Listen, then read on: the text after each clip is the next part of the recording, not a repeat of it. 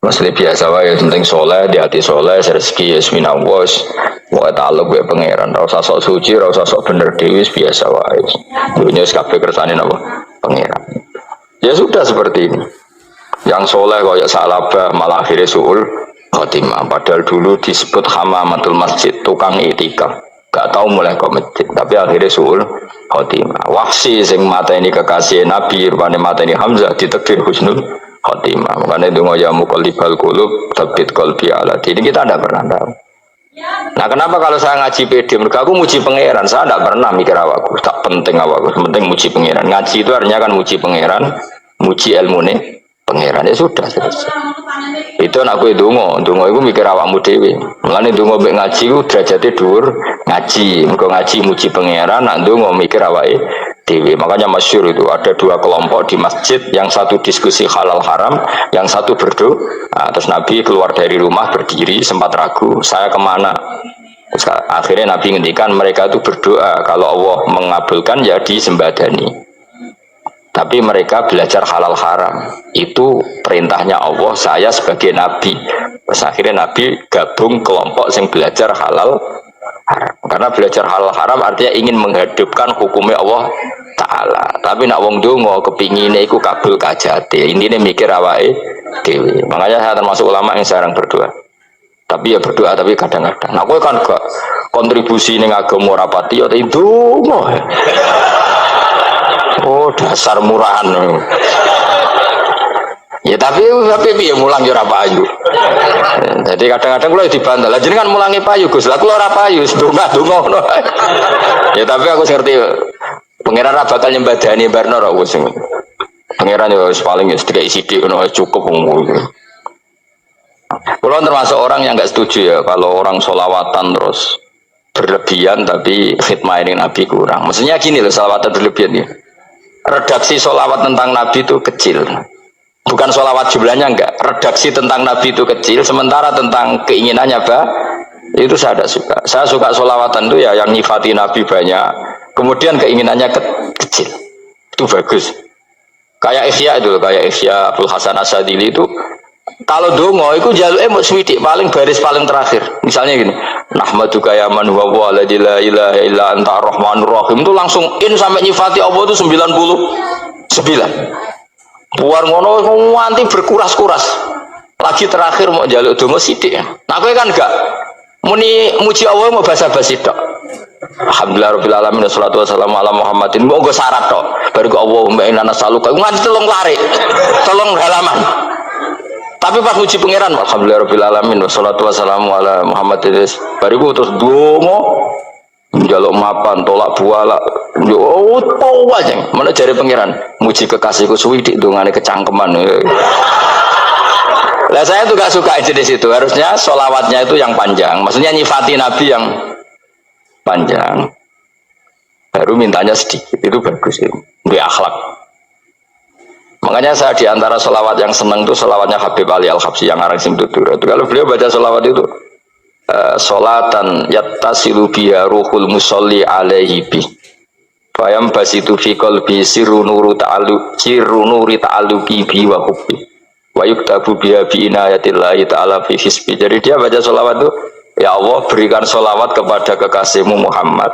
Dengan sholawat ini rohnya saya, musolli itu rohnya saya yang membaca sholawat bisa sambung dengan rohnya Rasulullah. Dan setelah sambung saya terhitung sebagai orang yang mencintai Rasulullah. Dan saya berharap dari cinta itu saya tertulis sebagai umatnya. Nah, aku kan enggak mau sholawat itu saya termasuk orang yang enggak saya loh ya. Tapi ya tetap baik dibanding nganggo primbon ya satu sholawatan ya. Tapi boleh punya etika lah dengan Rasulullah itu. Kalau dongo nyifati Nabi yang banyak, ya baru keinginan.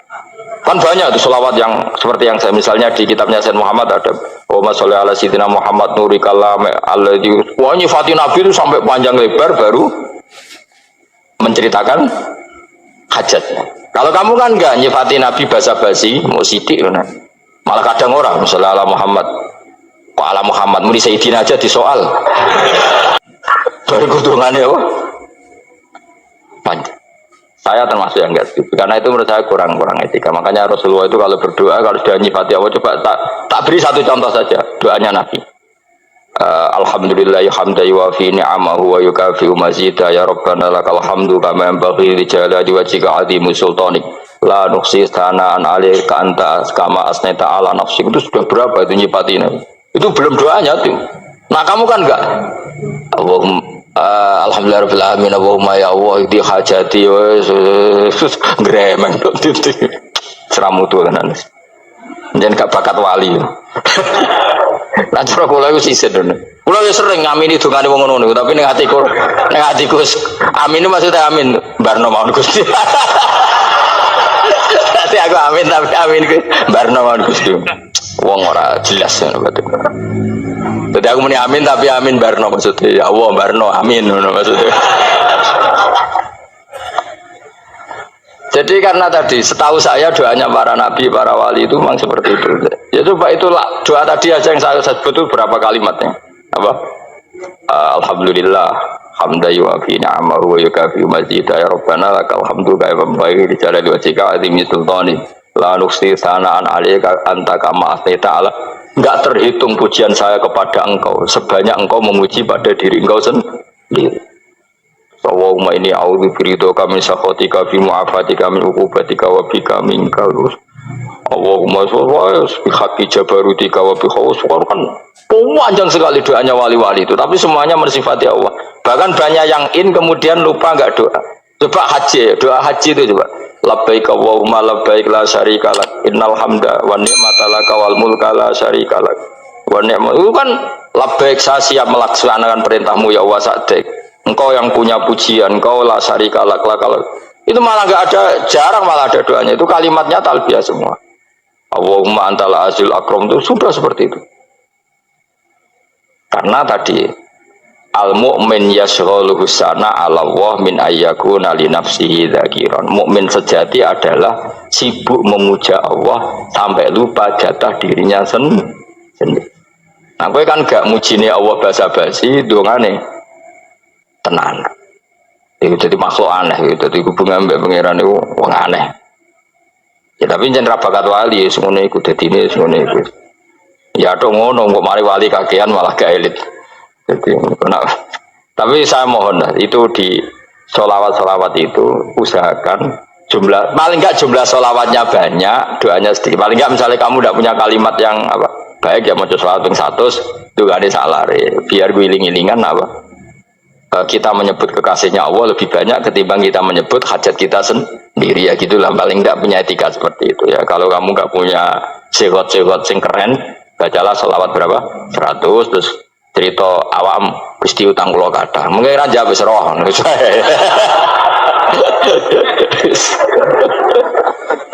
Tapi kan kita menyebut kekasihnya sampai 100, nyebut utang bisa. No cowok nyebut kekasih bisa, nyebut utangnya 100. Berarti yang sampeyan ditakoki pangeran, kowe nyebut kekasihku piro pisan, nyebut utang 100, dasar rayu utang ngono-ngono kan. Ya ada, saya termasuk orang yang nggak setuju tadi. Jadi kalau apa redaksi sholawat cari yang mujinya Nabi lebih apa? Lebih banyak. Karena itu nanti lebih diridhoi Allah Taala. Coba Allah sendiri kalau nyebut nabinya itu hitung saja. Laqad ja'akum rasulun min anfusikum. Jadi rasulun min anfusikum, seorang rasul yang sejenis dengan kamu. Terus azizun, orangnya sangat terhormat. Alaihi ma'anitum, rasul ini siap menanggung apa yang kalian tidak mampu. Kowe ra bakat mlebu swarga barokah syafaate Nabi akhir mlebu swarga. Kowe ra kelar korban, Nabi tahu mengorbankan kita semua. Dokha Rasulullah bikabsaini, terus hada an ahli wa hada amman lam yudakhi min mati jenenge alihima anitum, Nabi menanggung apa yang kalian berat. Azizun, Nabi itu ali, terus harisun alaikum, Nabi sangat berkomitmen menyelamatkan kalian. Haris itu keinginan yang berlebihan itu jenenge apa? Haris kiai kuno namanya ini ngungseng, keinginan yang over. Nabi itu sangat berkeinginan kita ini maslahat. Terus bil mukminina raufur, Allah yang super saja kalau nyebut nabinya nyifati sebanyak itu.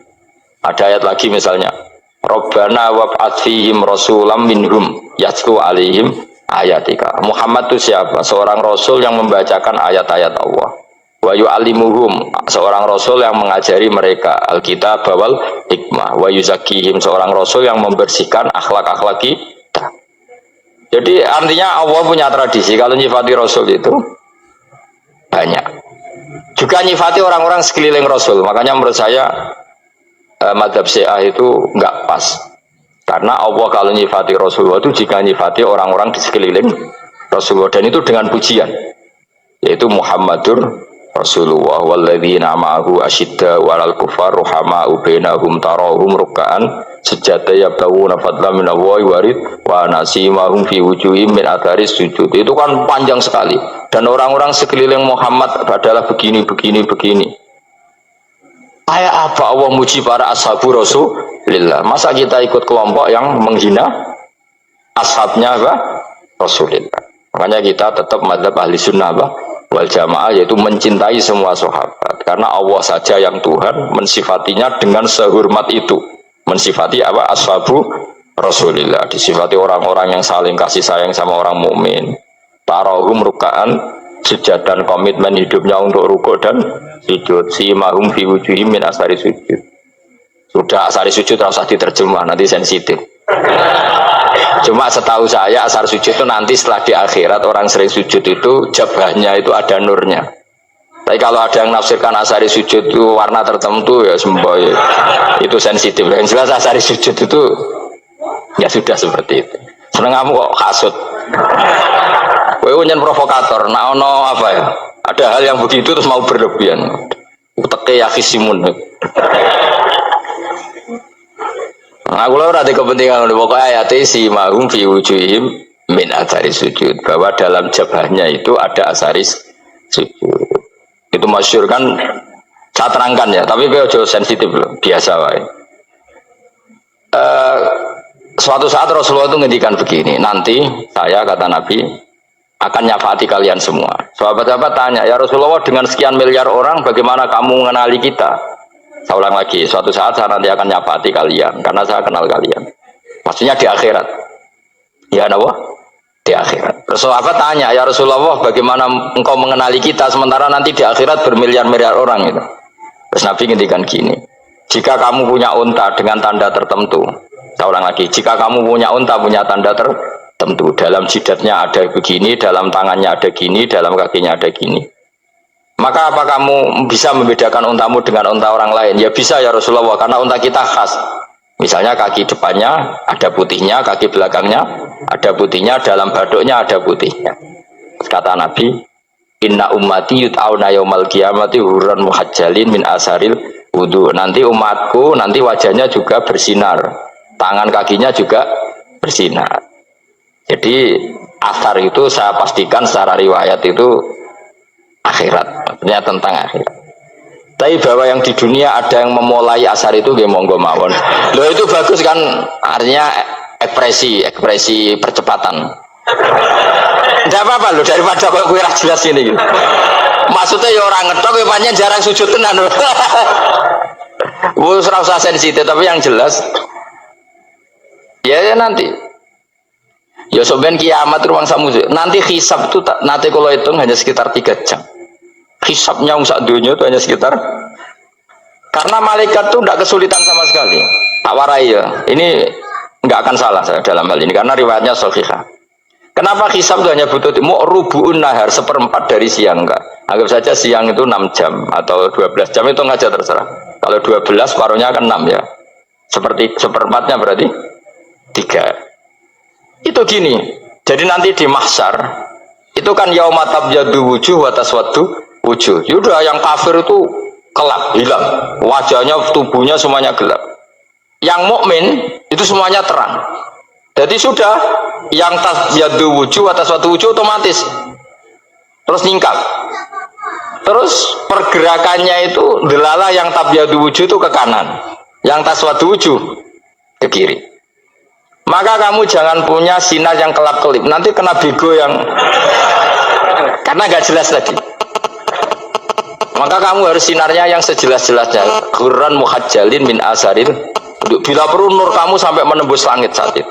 Makanya ketika orang mukmin sudah nurnya ada di muka, ada di tangan, masih ngendikan Rabbana atmim lana Nurona karena takut masih kena bigo tadi. Karena kalau hanya wudhu tok, sikil tok kan, bayangkan di miliaran orang kan bisa agak kelihatan.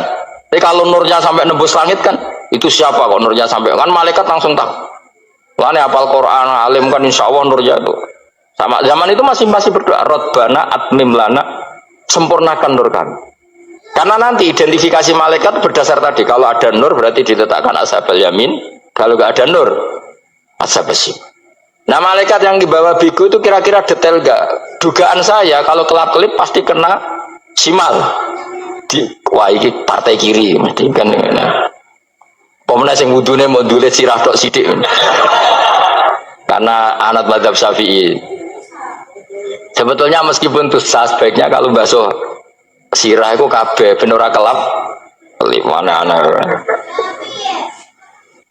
aneh-aneh pepes terus dulat-dulit dok.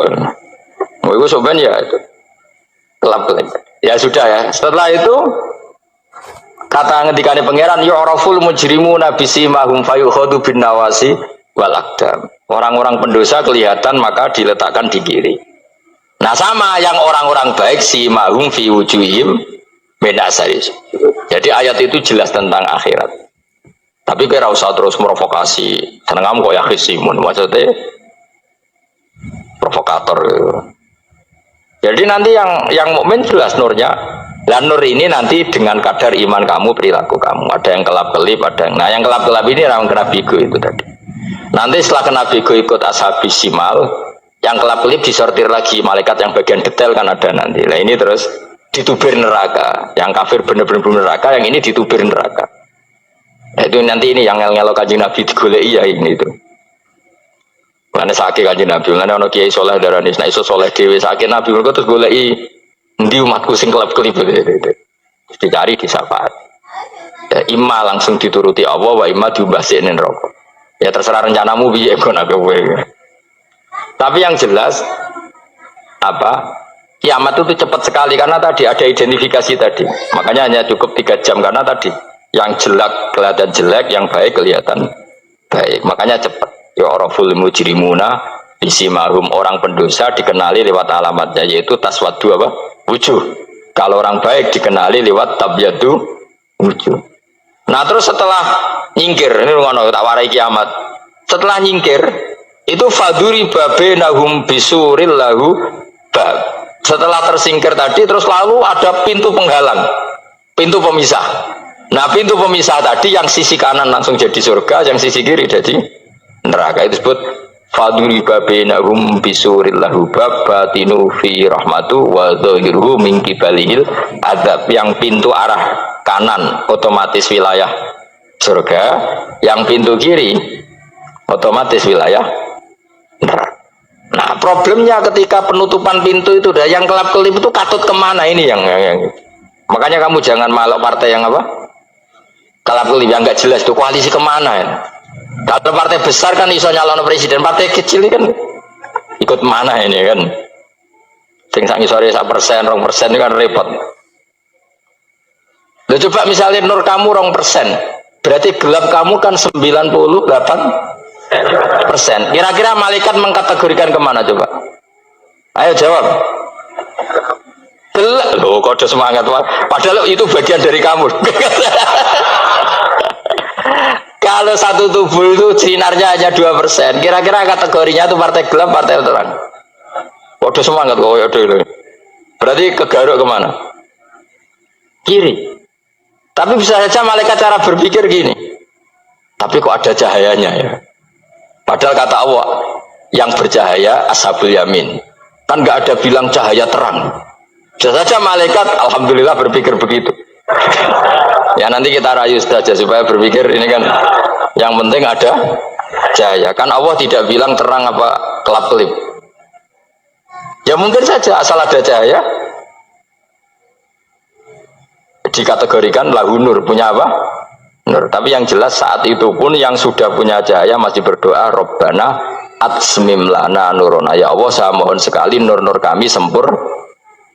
Jadi ini saya bantu teman-teman yang hafid-hafid supaya tahu maknanya ya. Dan yang nggak hafid ya dengar ya. Kalau nur itu penting. Makanya Nabi itu kayak apa? Nabi itu orang super. Itu kalau ngendikan Muhammad almin fauqi nuran wa min tahti nuran wa an yamini nuran wa an simali nuran, sampai terakhir Nabi masih mendoa untuk dirinya waj'ali nuran, dan semua tubuh saya jadi nur. Jadi Nabi sudah gitu. Ya Allah, jadikan sisi depanku nur, belakang kami nur, kanan nur, kiri nur. Terakhir itu apa? Waj'alni nuran, dan doa semoga semua tubuh saya jadi itu termasuk doa yang sering saya baca. Karena saya takut kelap-kelip tadi, ini bahaya ini kalau malaikat. Saya tidak tahu cara berpikir malaikat tadi. Apa ngitung 98% maka dikategorikan apa? Gelap. Apa dihitung nurnya saja? Wong instruksinya Allah kan yang ada nur ashabul yamin. Meskipun kelap-kelip kan punya nur. Saya tidak tahu nanti ikut 2% ikut mana kalau di partai koalisi itu. Ikut yang menang biasanya, ikut yang apa? Ya paham ya, makanya saya mohon kalau wudhu itu usahakan sempurna, terutama wudhu sholat. Kalau nggak wudhu sholat itu sebaiknya nggak sempurna, supaya ada bedanya wudhu sholat sama wudhu tidak sholat. Rasulullah itu masyhur gitu ya. Rasulullah itu kadang tawaddu'a wudhu'an khafifan, wudhu yang sederhana, yaitu hanya sekali-sekali dan tidak sempurna. Ketika ditanya as-sholat ya Rasulullah, tidak. Misalnya saya habis makan mau tidur biasanya ya wudhu, tapi tentu tidak perlu sesempurna kayak wudhu sholat, biar ada bedanya. Rasulullah juga gitu, beberapa kali beliau wudhu tapi tidak sesempurna wudhunya untuk sholat. Masyhur itu di riwayat tawaddu'a wudhu'an khafifan duna wudhu'ihi lis sholat. Tapi kalau wudhu untuk sholat asbaghal wudhu, menyempurnakan wudhu. Jadi supaya ada bedanya wudhu sholat dan wudhu tidak sholat.